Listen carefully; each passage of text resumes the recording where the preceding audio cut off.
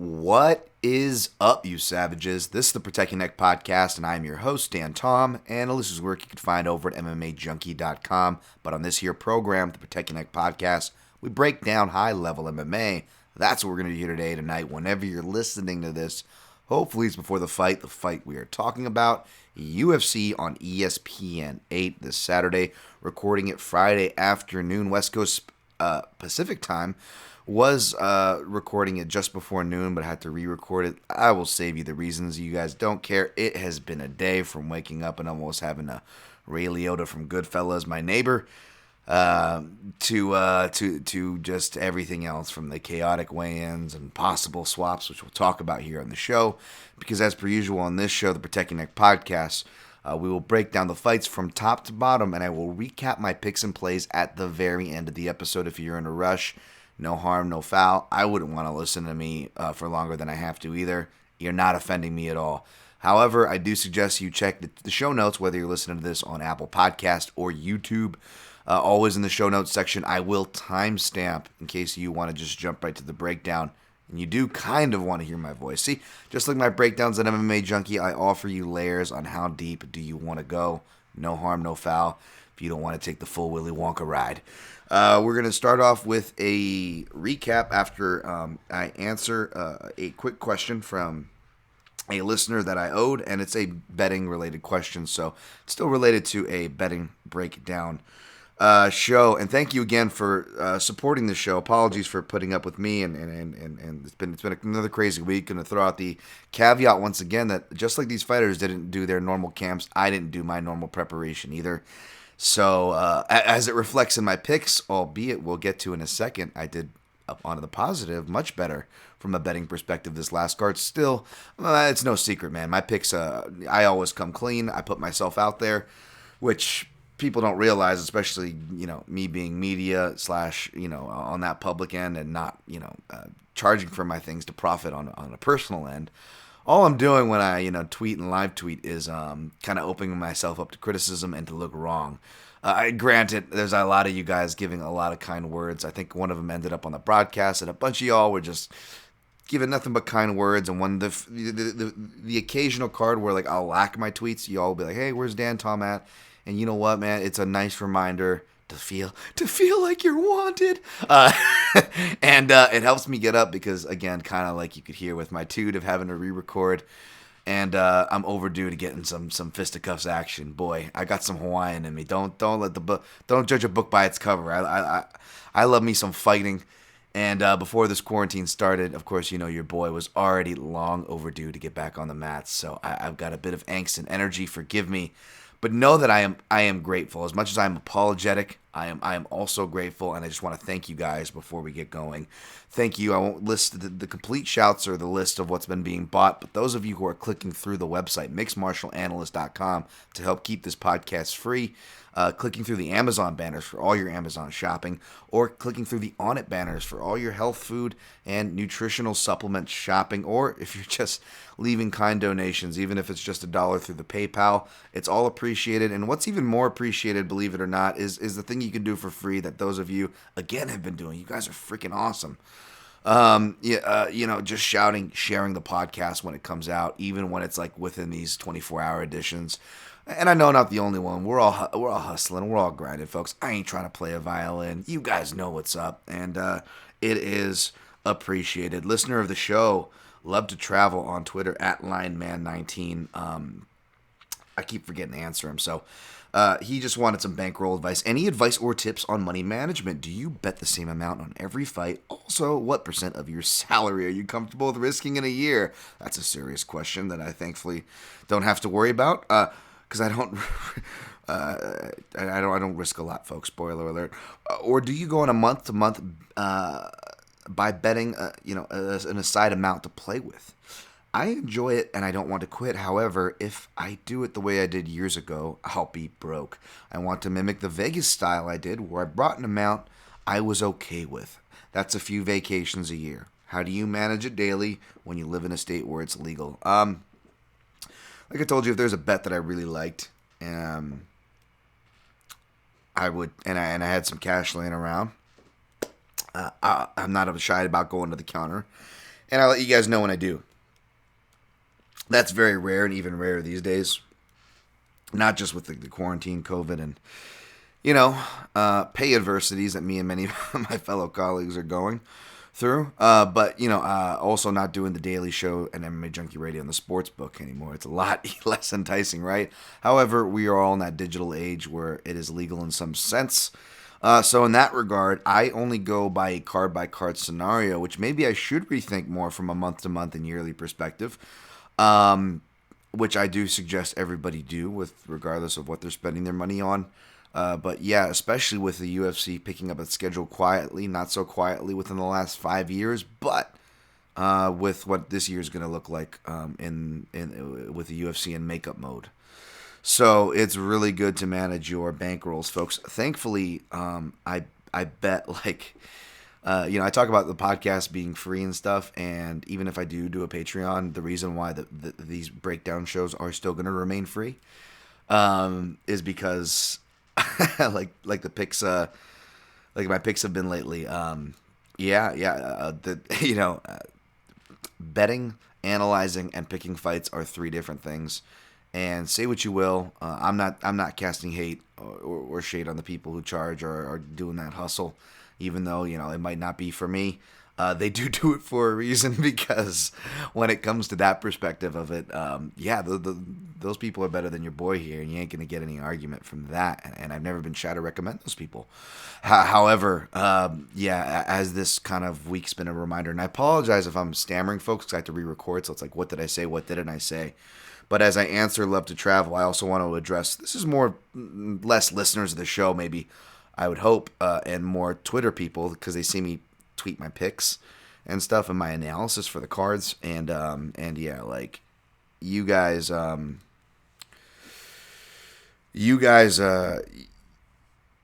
where I've been asking why my picks have been off, and that's fair, even though I think I'm still technically number one in Junkie Staff picks, as I normally am, 80 to 90% of the year. But you know how that goes. I always lose it at the end. Neither here nor there, but the point is, I'm definitely not one to bump my chest, and I just try to tweet honest analysis, which the fact that I don't charge for personal profit, and I'm public for professional on a professional platform, it pretty much just invites criticism and more negative than positive, albeit yes, one of the tweets got on the broadcast, and more importantly than that, it was just kind of cool to see you guys care about it. I was just like, but just to see everybody else care and be like, oh, Dan Tom, we love his analysis, gets his, or whatever, just like that kind of stuff. I'm like, oh man, you guys are fucking too kind. And that stuff actually, I try to downplay it and be self-deprecating, but on days like today where I'm clearly having a hard time, your guys' love means a lot, whether it's just silly tweets or support of this podcast. So thank you all for that at Dan Tom MMA, at the PYM podcast on all social platforms. And again, mixedmartialanalyst.com. But yeah, I'm always going to be honest, back to the bankroll question about what I do. And I don't front about my unit size, folks. I'm not kidding when I say I bet like a 9-year-old with an allowance. I keep a very, very, very small amount. I limit myself to maybe one serious parlay, and again, it's going to be a very small amount. It's going to be a 2-leg if I like it. Otherwise, I will limit myself to maybe 2 parlays, which I haven't even been doing that lately. And the other one will be like $5 on my main card picks, like something really stupid, folks. And again, I've admitted this to y'all before. I mainly play straight plays, though. It's probably 80% straight plays these days, and I will snipe with some props. I've got some fun ones I'm going to give you, but again, I will give you the warning. Do not jump off a cliff with me in general. I always say that, but especially in these times where my prep hasn't been normal. And again, folks, kind of like I tweeted, a lot of our presumptions, first of all, it's fighting during a pandemic, during an unprecedented time. I think we should all cut the fighters. The refs, the corner, everybody will talk about, criticize what we're due. We'll definitely talk about that. But at the same time, overall, I don't think it would hurt for all of us to kind of carry the mantra, to remember a mantra of cutting people some slack during what are unprecedented times. And yeah, man, just like the fighters' performances are going to be a little bit offbeat, shit, man, so are my picks. I ain't going to hide it, nor can I. Again, I'm one of the few people out there tweeting my picks with my ugly face on there, with the old check mark so you know it's me.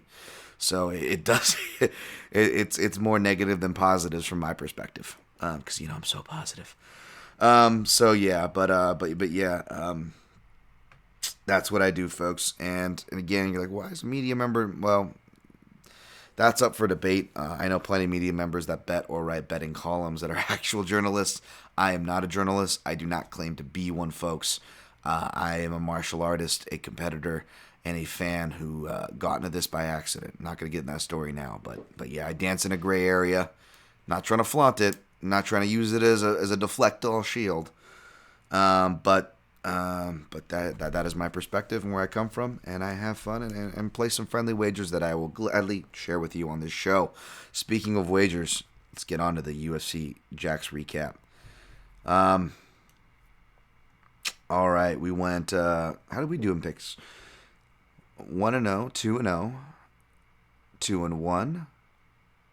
Michael Johnson did not defeat Thiago Moises.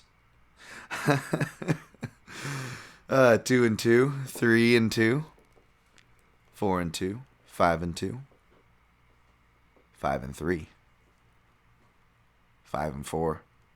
Wow, 5-5, really bad in picks. However, as far as the plays did pretty good. I think we did. I added Benitez and I added Rothwell, and since one of those hit and one of those didn't, that was essentially a wash. Or I added, Orlovsky, and I added Benitez. One of those hit, one of those didn't, so that was a wash. However, even though Borg also missed, Rothwell hitting for plus 115 and a half a unit, and Dober hitting at minus 120 for a whole unit, as well as the guiltiest over in history, which we'll talk about, Smith Teixeira, over 2.5 for plus 10 and a half a unit, put me on a positive for the night. So, of course, Glover Teixeira defeated Anthony Smith. I felt dumb for not picking this the whole time. Maybe it was one of those things you just... you get one thing in your head and you want to go the other way, or I don't know where I went wrong on this one. Although Anthony Smith showed why he was the favorite early and why a lot of people were picking him because he did do that damage early.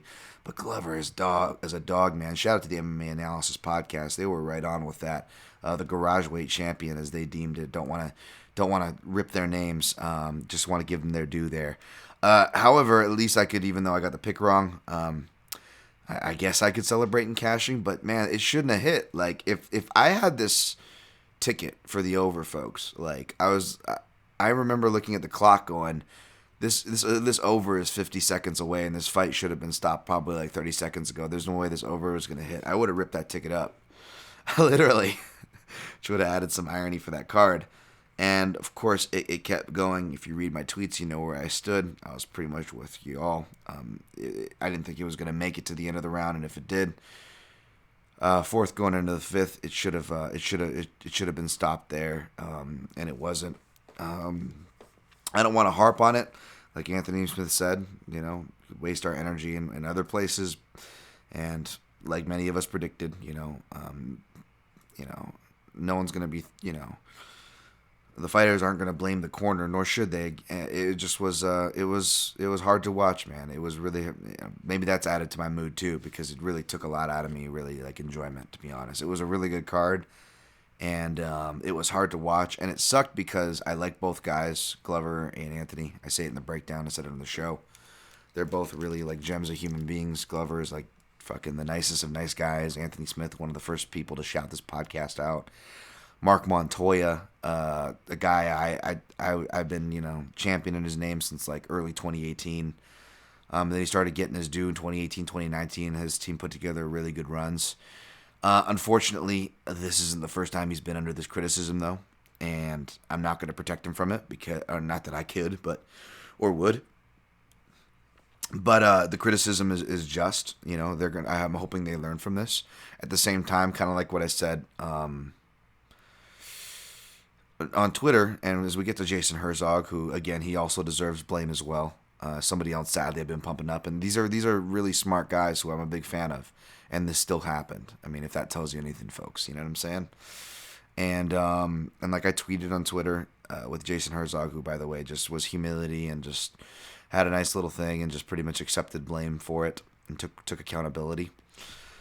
I think we all should just kind of ease up on wanting to burn people with the torch, if whether they're at fault or not. I don't know what it doesn't change the fact that someone still took damage. You know what I'm saying? The damage has already been done. The best we can do is all learn from it. And whether or not you agree, I don't think Herzog deserves all the blame, like his statement said. I'm not saying I agree with that. However, I do like that the fact that just Jason was being, showing humility, something this whole world could use more of, and he was more importantly showing honest accountability, which is something we're always saying the judges and the officials, the commissions in general. Well, what are we saying they lack, folks? Honesty and accountability. What's Herzog out there doing? So in that sense, I really do appreciate the sentiment Herzog tried to send out, albeit I don't agree with the blame. I do appreciate the sentiment because everybody was kind of to blame. And that was really tough to watch, man. As somebody who just knows people who's taken head trauma, as somebody who hasn't had to have been in a pro fight to have taken life-changing head trauma, and as somebody who's currently helping take care of their mother who had a whole different kind of head trauma, and watching like my mom rebuild her speech and all these things, and like just kind of seeing another layer of how delicate the brain is and what we kind of do to the brain and celebrate what happens to the brain in this sport. Yeah, man, I'm not going to be one to deny the hypocrisy. It's like that Werner Herzog quote that was going around on Twitter, like, it is against my passion is against my better judgment. That's my poor Werner Herzog impression. But yeah, that's kind of how I feel. Sorry, folks, downer note, but Drew Dober defeated Alexander Hernandez. Went down kind of how we thought, which sucks for Marky Mark from Fear. But good on Dober. Seems like a good dude. And a handsome devil. The handsomeness is clogging up my timeline, goddammit, but he deserves it. Ricky Simonato, a name favorite, regardless of whether or not I pick him on the Protecting Neck podcast. Rightfully wrestled his way. Should have been unanimous. Don't see how that was a split. Although I do appreciate Borg's newfound boxing. But like Borg said, he forgot how to wrestle. Not sure it would have mattered with that size difference. You forget how big Montel Jackson is. Looking at Ricky Simone. Thiago Moises Kaufman defeated Michael Johnson, my main man. Typical Michael Johnson's just... shout out to Lord Honky Humongous, and as well as Shaq from Half the Battle. He uses that Stunt Master. I used to play that Jackie Chan Stunt Master game, and people were talking about fighters pulling stunts from a betting perspective. And when someone says that, at least I'm guessing, is pretty much just when a fighter is doing really well and doing what they should do from a betting perspective, and they give it away, and they do this. They've got their habitual line stepper, as Charlie Murphy would say. And Michael Johnson definitely has earned that. And you guys know I love Michael Johnson too, man. He's one of the fighters where I'll go out of my way to say hi to, not because it's like, oh, fanboy, I know a fighter, I'm backstage, I'm cool. Like, no. Like, he's been in Junkie Radio a bunch. He's got good rapport with my co-host, George and Goes. And he's a nice dude. So it's no disrespect to Michael Johnson, but yeah. He's definitely earned himself that reputation amongst gamblers. So he earned himself on the cover of Stunt Master this past week. Props to Moises again. We're just criticizing. People criticizing. Again, a lot we can criticize too, especially in corners or Eddie Bravo. But people criticizing Eddie Bravo for telling Tony Ferguson an Imanari roll and throw the Hail Mary when clearly everything wasn't working for Tony in that fight, right? And obviously didn't work. Tony was too damaged, and Justin's a guy that might not work anyways, even if Tony was fresh, for what that's worth, folks. But, again, ease up. I think we could all ease up on the gas on criticizing folks, and ease up on the gas, because Thiago Moises goes out here and he doesn't Imanari. He goes for a single leg and drops down to like an ankle lock variation. Uses like a knee reap initially, like he was going to go for a heel hook, which I believe debased Johnson. I don't know if Johnson couldn't spin out because of the fence, but either way, he wasn't doing a lot of leg lock principles like peeling and to go with the spin and other things to go with it. So who knows? But Moises shows why that is a move, and that's worth doing, folks, when the fight's not going your way. So good on him. Rothwell OSP weird, but forward pressure went there. Shout out to Derek Love, who took that third round shot, which, even though it didn't cash, in hindsight it wasn't bad, although OSP is just always interrupting sample sizes and not making sense with his style, because he'll just rock you in those rounds when he's gassed and tired and losing. Andrei Arlovsky defeat Felipe Lins. Look at that old dog Arlovsky, man. I know it's not fun to watch, but I can't help but laugh watching the chinny guy start winning just all these decisions at the end of his career and adding new tricks. Sajara Eubanks defeated Sarah Moras. Didn't watch this one too heavily. It was in transition with some things around the house. Omar continues to surprise and impress, defeating Gabriel Benitez. I was biased as hell.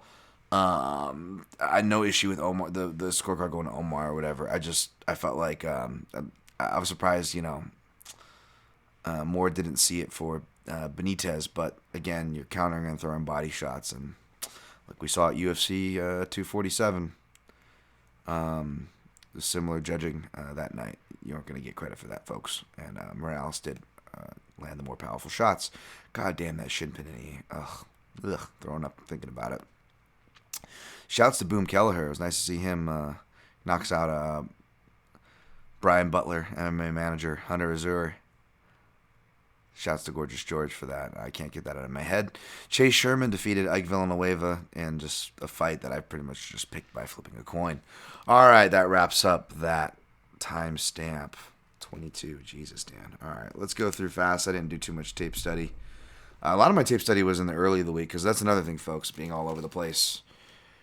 The outlet wants our picks. We had to get our picks all in early this week, so it was just kind of a shit show. I couldn't really go through my process. So, as I pull up odds here, UFC. I'm pulling them up at 5 dimes unless another betting house wants to get their betting house plugged in this podcast on a weekly basis for a really cheap price. Hint, hint. Otherwise, I will, you know what? I will quote no place. What? I said 5 crimes. Yeah, that's what I said. Let's get free plugs here. Enough free plugs on this show, right? Walt Harris, minus 140, Alistair Overeem. Plus 120. My breakdown's on Junkie. You don't need me to go into this too crazily. Alistair Overeem, 3-2-1 against UFC level lefties. Hasn't fought any in a while. Frank Mir is the last one you can count that he fought, like 7 years ago. But in that 7-year time, in and around that 7-year time since, Alistair Overeem has been dropped or stopped 9 in his last 16. 9 of his last 16 fights. Just troublesome against the heavy-hitting, athletic Walt Harris. He's got some tie kicks and knees. He really works off that cross. He's got the check hook, uppercuts. He's got a jab he'll throw out there. Can't sleep on the Reem, man. I mean, I wouldn't be surprised if Overeem won this in the feet. We've seen Walt Harris be tagged before. Nikita Krylov, right? 205er. Head kicked him, right? But Walt Harris, like a lot of heavyweights do, you get thrown in there early and it's sink or swim. And it looked like he was going to sink for a second, but he swam his way back to shore. And now it's kind of hard to deny we're all rooting for him here, right? You don't need me to talk about, the stuff with his stepdaughter and Naya. It's really sad, and I feel bad for Walt and even Alistair to a certain extent, because these guys can't even, if fighting isn't hard enough, fighting during a pandemic and unprecedented times isn't hard enough. These guys got to answer that question with that on their conscience. Obviously, in different ways. Obviously, more heavy and heartfelt on Walt's side. But I'm just saying, how hard must it be, man? I mean, even just listening to the interviews, I'm having a hard time. And you got to talk about it. I'm not hating on anybody who's doing their job. My colleagues who do great jobs in interviewing, I'm not hating or throwing shade by any means. But I'm just saying, if I'm being honest, it's just, fuck, man. I'm having a hard time listening to this. Could you imagine them having to fucking keep their composure and now they got to go fight? So I'm wishing both guys best, but I think Walt Harris knocks Alistair Overeem out late in the first, early in the second. In the video breakdown, I say the second round in my My written portion, I noticed I said late in the first. Again, folks, it's been all over this week. We're hustling to try to get you in content analysis or whatever our beats are. So my pick is Harris. My I can't touch that fight with money on a clean conscience, so no place. Angela Hill plus 180 underdog. Claudia Gadelha minus 220. Money coming in on Gadelha, I get it, man. As much as I like Angela Hill, and I was catching some flack for saying that I want to see her in bigger matchups before this.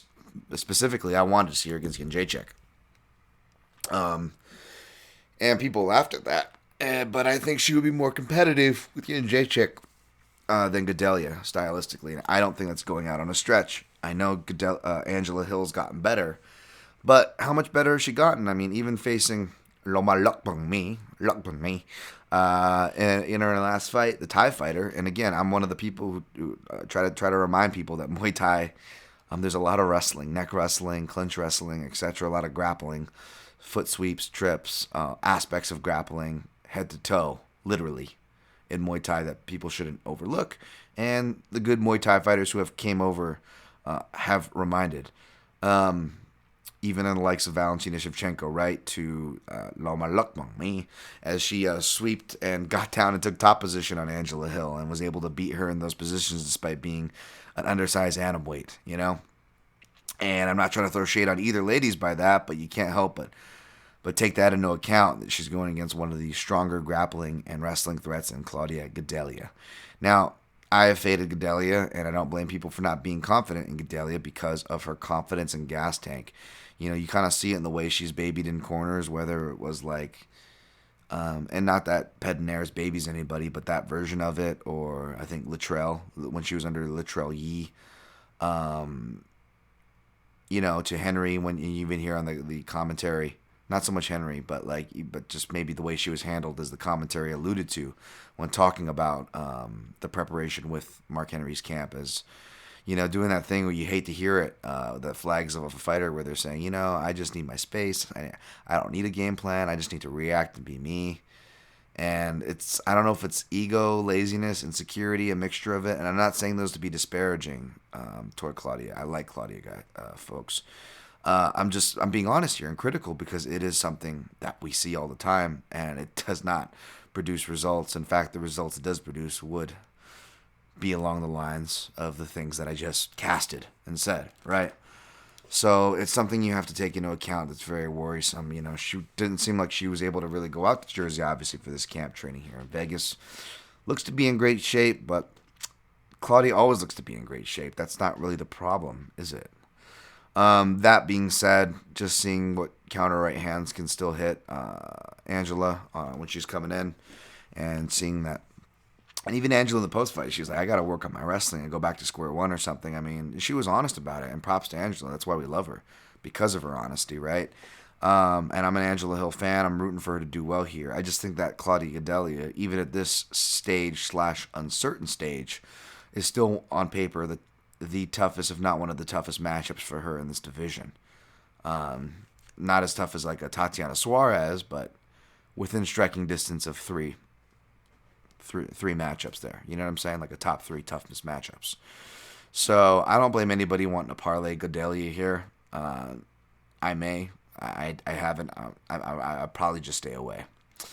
Next fight, Edson Barboza minus 140, who successfully made weight, by the way, versus Dan Ige plus 120. Now, Edson, his voice didn't sound like it changed, but man, he just had that machinist vibe, where he's kind of just like, what's going on? Like, he just looks like he's weak, even though he's not leading on to be saying he's fine, even given the I told you so's. But dude, his frame looks shrunken down, like, which he had to have done, because there's no fat that he was going to lose. And it's got the whole Jose Aldo vibes. Even Fernando Prates was saying, like, sounded like the exact Jose Aldo quote that Edson gave. Like, I never cut that, believe it or not, I didn't cut that much weight to make a 155. I really just didn't diet. I just, like, it just sounded like pretty much exactly what Aldo said. And, Aldo still went out there, and regardless of not whether I thought you won the fight, he was durable and still had oomph in the third round, for whatever that's worth.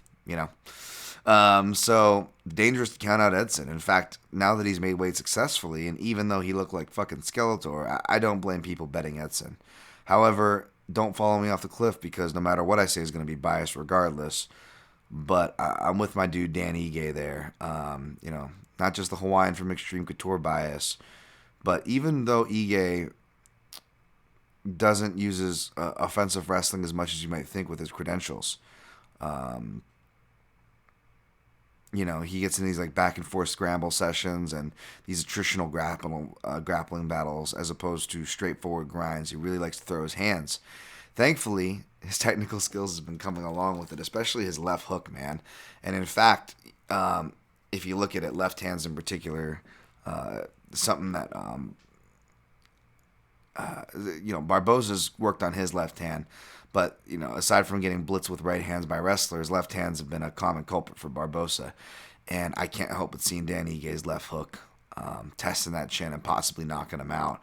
I played Dan Ige straight up for a unit at plus 140 when he was there, I believe. Either that or my handwriting is really sloppy and it's a plus 120. Either way, I took Danny Ige here. However, you got to worry. Ige does... it's like I don't know if you want to say gassing. I could see critics using that, but he does slow down during the second round, regroup, and he'll come back on round 3. But my worry is if he slows down in the second round with a Barboza, does Barboza take over there? I mean, even being dominated by Kevin Lee and Khabib, Edson Barboza was still able to land spin kicks in the third round. Now, Khabib's, it wasn't as clean, and Khabib was able to just eat it, whereas Kevin Lee did the stanky leg, right? But still, the point is, Barboza is live in those later rounds, so that's what scares me, and that's what's got to scare you if you are an Ige supporter here. Of course, I'm going to take the shot on Ige. I like where his pressure, his confidence, his state of readiness of how he was able to train. Whereas Barboza having to make this insane cut during these pandemic times, against a durable Hawaiian, I don't know about that. That being said, I do think Ige needs to watch out for what Dariush got hit with the knees, with his dipping propensities and in the pocket, both striking and wrestling. Sorry about the dogs there. But yeah, so that is a worry, but I just see Dan Ige's left hook knocking out Edson Barboza at the end of the first or at the beginning of the second round. This fight I did do study on, although I could barely remember it because this is, again, at the beginning of the week, folks. Krzysztof Jotko minus 147. Eric Anders plus 127. I don't think the lines fluctuated too much. I don't disagree with Jotko being the favorite. But when you really go back at Jotko's resume, it's not that impressive. Or not that impressive, but you could really poke holes in it, I guess I should say. Not that impressive. It's very, very rude. Jotko's an overperformer, regardless. However, Alan Amidovsky was terrible, folks. He didn't even come from a good pedigree. Don't let the Amidovsky fool you. He was Macedonian. And nothing wrong with my Macedonian brothers and sisters, Sheshka Pishka. As I say something really disrespectful, because that's the only thing I know how to say in Macedonian. But Marc-Andre Barrial, who that was a split decision, and Justly Slow split decision, I didn't like Jotko's output and certain things that he was doing in that fight. He beats Talis Leydes on the way out. That was a really impressive win, but then you look at Leydes kind of falling off a cliff and his career in totality. I love the Barn Cat, man. His fucking ring entrance will live in infamy at UFC 91. Coming out to some death metal, but Tamden McCrory's chin, we saw what happened to that. He beats Bradley Scott and Scott Askham, regional standouts who kind of served their purpose and had their time. No disrespect, but right. Speaking of which, same thing. Torch Rung loses to Magnus Sietenblad by guillotine choke. Beat Bruno Santos. I mean, he beat Bojan Velichkovic and Damir Hadzovic outside the UFC, but Martin Zavada. But those guys are like weight classes below him. Multiple weight classes below him in some of them, and those are some of his more impressive and proven names. His middleweight's just freaking weird, man. Middleweight is just weird, I like Eric Anders, but I've also been not shy about, I guess criticizing when it's called for. maybe not even criticizing, but putting the appropriate confidence. Again, folks, people forget and why people should be easy on criticizing or overly complimenting, which was the case early on. A guy like Eric Anders, because dude, he gets shoved in there because of his athletic pedigree and the fact that he can perform so well. It almost works against you, right? It almost becomes your detriment. Because at the UFC level, we know how they matchmake. You beat someone good, and you're in trouble. Look at Alex Hernandez, right? Sorry. Oof, I'm running out of steam here. But at the same time, win or lose, Eric Anders has had more experience against higher level guys, even in technically less UFC fights. He's also had more experience beating and facing UFC level southpaws. He also trains with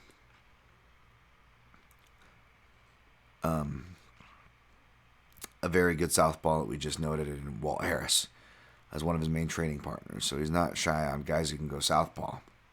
Yelko's got an underrated ground game, but so does Julian Marquez, who's also moved down there and was one of the main training partners for Eric Anders during this camp. So if Eric wants to exercise his ground skills, which by the way, don't underrate Eric Anders there, because I think he was like a purple belt in Brazilian Jiu-Jitsu before he even started fighting MMA. Like he started doing Brazilian Jiu-Jitsu in the off time or the meantime with football. So like he's got more of an understanding of the ground than given credit for. So I don't see Yoko doing anything with him at all there.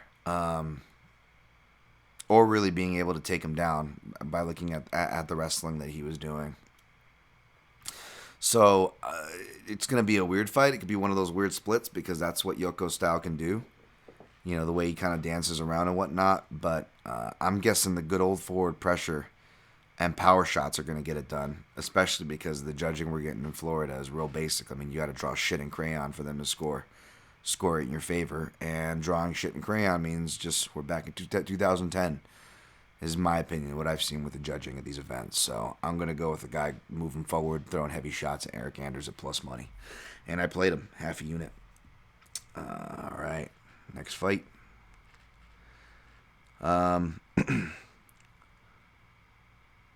So I guess Song Yadong, even though Yadong is having visa issues. Trying to put the clamp down on Yadong. I mean, the man's there.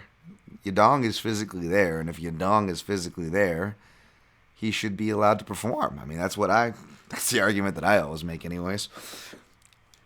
All right, Dan, no one's laughing at that. Jesus Christ. Sorry, I'm trying to get comedy back into this thing, folks. I'm trying. I'm not always a miserable cunt, or at least I'm trying to prove so. Hey? It sounds bad when the American accent. You got to say it in English. He's not always a miserable cunt, but we love him dearly. And Dan, that actually sounded much worse. Okay, I'm sorry. Marlon Vera, comeback, plus 160. Dude, I picked Yadong, so I got to stick to Yadong. You got to stick to your guns, and I'm going to stick by Yadong on this one.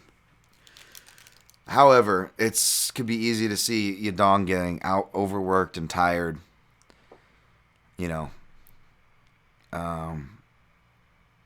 Going a little flaccid in the third. Jesus, Dan, come on. And Cheeto, which would allow Cheeto to, sink some hooks in. And if not, earn a round in an already close fight or get a submission. That's the worry you got to hear about Yadong, because even though his right hand his counter right hand's gonna, I think he can hit Cheeto Vera as long as he wants to for the most part. If he doesn't put him away, which he might not be able to because Cheeto Vera is so damn tough, he doesn't scare him off. What happens then? Now, I think he can scare him off a bit. Very similar to, what do you call? Not just Lineker, but mini Lineker. Who's the guy that I always say he's got the funny Vitor mullet and he's got the cut. Someone needs to put a cut off denim jacket on him because he's got the fingerless gloves. Oh my God, Douglas De Silva de Andrade. Yeah, like I could see that happening to him as well. But so yeah, we'll see. He's come a long way. He's really improving. You know, I'm a big fan of Cheeto Vera, but I'm gonna go with the athletic, the more athletic and explosive Yadong. I think his counter right hands are going to be able to scare him away, and I don't think he's going to run into the same wrestling problems with Stamen. But if he gets into some scrambling scenarios like he did with Stamen, I do think he's in trouble to get submitted. He could be, potentially. Because I didn't like some of the decision making, especially being that he should be savvy to a lot of those things, being coming from a submission savvy camp like Team Alpha Male. So we'll see if it was just a one off performance thing from Yadong or what. This one's on the avoid list, though, man. I don't blame you for taking the dog here. My heart's with the dog, but the pick is Yadong. Miguel Baeza, minus 152. Matt Brown, plus 132. I'll spare it. I'm just pretty much going to go with Matt Brown. It's just a biased homer pick. Surprise, surprise. Dan likes the old vet. Surprise, surprise. Baeza looked good in the Contender Series. It's funny. I think I actually picked Hector Aldana over him, which says something in itself. And yeah, he beat Aldana handily and proved me wrong, but no offense, but he beat Hector Aldana. You know what I'm saying? Like, I don't. What does that say? And under pandemic times, give me a savage like Matt Brown, who rest probably would do this guy good. I'll get Matt Brown by pressure. Late second round, third round stop. Let's go third round stoppage. I may even, who knows? May even sprinkle that live if it looks like it's going there. Easy, Derek. Easy. Matt Brown, third round TKO. I played Matt Brown. It's fucking biased. Don't follow me off the cliff, folks. Clearly, I did a lot of tape study. Not. All right. Speaking of fights you bet and don't do tape study, it's now even Anthony Fluffy Hernandez versus Kevin Holland at minus 110. I think Hernandez was opened as the dog, I want to say. Let me see. I got it right here. Hernandez was opened as the dog and money came in. I get it. If this is like, if we're going to use the weird fight archetype that is like Ben Rothwell and OSP, Holland is OSP. No, not because he's black, but because he fights the weirder of the two weirder guys, which is safe to say. And Fluffy Hernandez is pretty straightforward, actually. He's not really too weird in that sense or anything. Like, you know what I'm saying? He's got a potty mouth on him, but seems like a nice guy for what that's worth. So I'm not trying to call him weird or anything. In fact, his style is very straightforward. And say what you will about Ben Rothwell, but Ben Rothwell's style is weird but straightforward. So maybe that's it. Yeah. However, I saw this before, and he ended up getting caught with an anaconda, and I didn't bet it. But yeah, Fluffy Hernandez submission loss anaconda. That's something I saw in Contender Series. He's just really eager, and fights prior, he's really eager to give his head a neck. And Kevin Holland, he threatened with it a lot, and we criticized because it cost him. However, Gerald Mearshart is a really good jiu-jitsu guy, folks, and hard to catch. But Kevin Holland, he doesn't just flash the guillotine. He actually has a good guillotine and has a few finishes of it if you look earlier on in his career. And I think that this matchup is kind of just asking for that. I think Kevin Holland can still be weird and score this guillotine, but at the same sense, he's, even for as weird as he is, some part of him's got to go, okay, the weirdness has cost me some fights, and it's made some fights really close, so they needed to be arguably win or lose. I gotta imagine he's got somewhat of a fire under his ass. He looks like he's in good shape in his Instagram. He's getting access to his gym. So I'm actually going to go with Kevin Holland here, folks, to win. And I actually sprinkled on Kevin Holland by sub. Like, I saw a number plus 600, and like that was my first inclination of how I seen this fight ending. And I already kind of called that Fluffy is going to have to watch out for front chokes with his style if he doesn't fix something. So if he didn't fix something, well, I took that plus 600 shot for a quarter unit flyer to find out, folks. All right, next fight. Giga Chikadze minus 345 versus Erwin Rivera, late replacement, hopefully COVID-free at plus 285. I always forget to say about Giga Chikadze. He got beat by my dude, Gil Guardado. That's his first fight / first loss. WSOF. Shouts to Gil. Strength and conditioning coach, pro fighter, extreme couture. All around. Good dude. But I got Giga Chikadze here. I may or may not have sprinkled on some plus money by TKO. I think he gets a TKO by second round. Erwin Rivera looks like he likes to bang as well. Most wins, but maybe not most, but half his losses also by knockout. Gotta imagine that's the combination here, right? Short notice. I'm not willing to pay minus 345 to find out, but if you're gonna put some plus money on an insider by TKO prop, even though Giga Chikadze has been surprising people with his ground skills, I think it's Giga Chikadze by TKO. Courtney Casey minus 150 versus Mara Romero Borella plus 132. Yeah, I think this one's.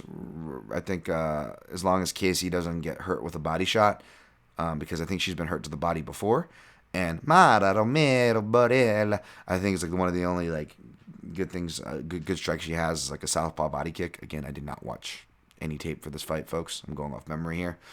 So as long as she can avoid that, I see Courtney Casey's pressure beating Mara Romero Borella. And part of me wanted to tempted to just be like super degenerate, self-masochistic, whatever, insane, whatever else you want to label me, by just pairing Gadelha and Casey for the wow, I was going to use a really bad word there. Female chalk. We'll avoid we'll avoid the alliteration, and we'll just, FM, there we go. Female chalk.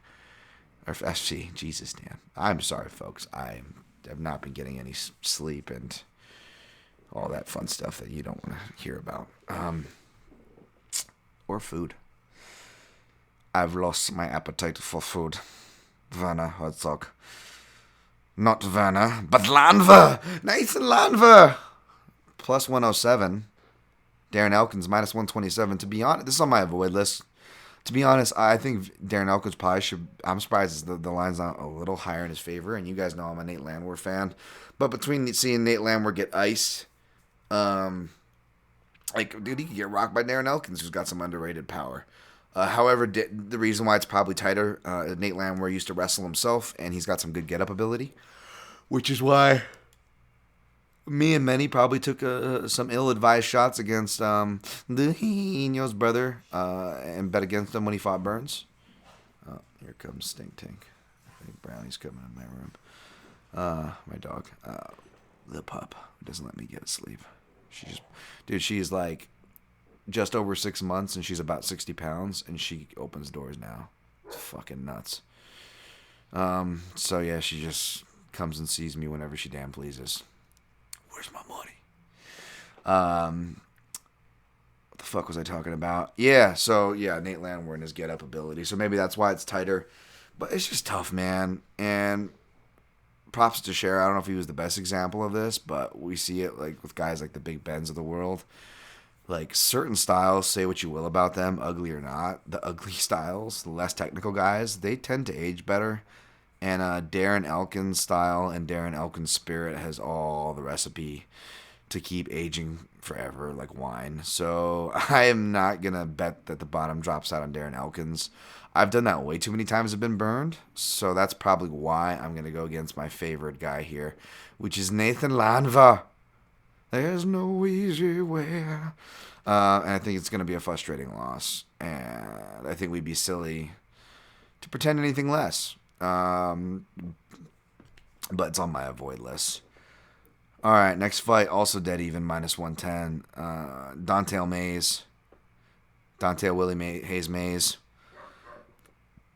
versus Rodrigo Nascimento from Contender Series, who I gave an A because he upset. He didn't upset. He actually was facing a live dog. But he used a bad positional choice, took advantage of it, and finished the fight by submission. And if you'll look through Dante Mays' highlights, he'll make some questionable choices here and there, despite being the more experienced MMA guy on paper. Therefore, I will take the jiu-jitsu guy, Nascimento, by submission to win.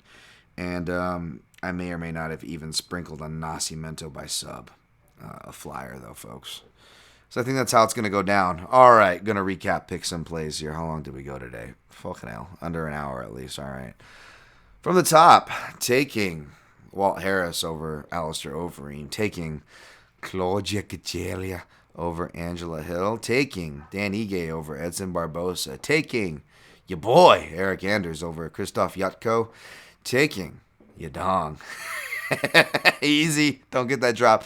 Taking Song Yadong over Marlon Vera, although my heart will be with Vera. Taking Matt Brown over Miguel Baeza. Taking Kevin Holland over Anthony Hernandez. Taking Chikadze over Erwin Rivera. Taking Courtney Casey over Mara Romero Borella. Taking Darren Elkins over Nate Lanfo. It is against my better judgment. Taking Rodrigo Nascimento over Dante Willie Mays Mays. No parlays for me. Played Ige, it's biased. Don't follow me off the cliff. Plus 140 for 1 unit. Played Anders, plus 127 for half unit. Played Brown, biased old man veteran violence pick. Don't gotta follow me off that cliff. Plus 132 at half a unit. Props, took Holland by sub. I sprinkled on that, plus 600. Also think Nascimento by sub at plus 170, and I believe you can still get plus 150 for Chikadze by TKO. Maybe worth a sprinkle. On the avoid list, Elkins Landwehr and Vera Yadong. That's right, Yadong is on the avoid list. Sorry, folks. Keep swiping. That's all for here, though. Hopefully you guys are remaining in good spirits, and hopefully this was of some use. Thank you for sitting through my nonsense once again. Hopefully it wasn't that painful. Good luck on your picks and plays, and always protect your neck.